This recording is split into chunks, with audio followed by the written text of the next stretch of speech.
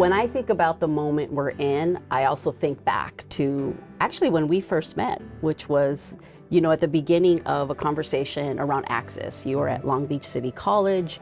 You were really a leader in reimagining what does access look like for our community of learners, particularly the learners that have historically been underserved. It was a moment that said we need to make sure that the learners who need college the most actually have access to that. But it can't just be access. How do we ensure that they finish? But now we find ourselves here, and we're at a moment about toward what end? Why does completion matter? To me, where we find ourselves is a continuation on the spectrum of the evolution of what post-secondary attainment is all about, what higher education should be about, particularly for families like the ones that we came from, working class families. And they see higher education as that window to jump through, to get access to the opportunity. And we want them to believe that.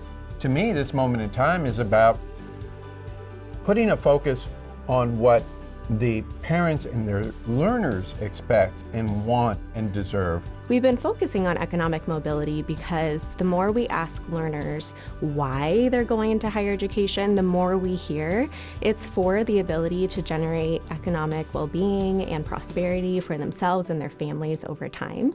The Golden Opportunities Initiative is our work to understand and communicate the value of post-secondary education. Our initiative so far has really focused on research, understanding the current state of economic mobility in California for low and moderate income learners.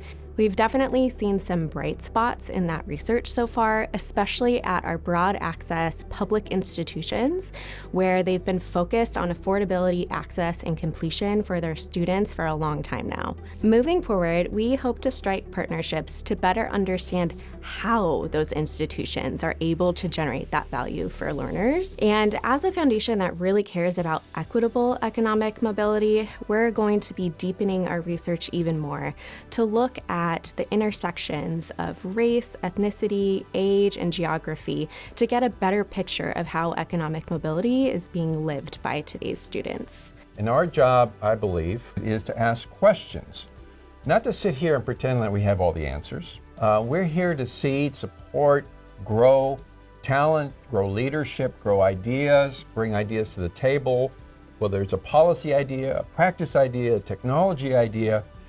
If it improves serving the learner, particularly the learners that we care about, the underserved learner, then we want it on the table.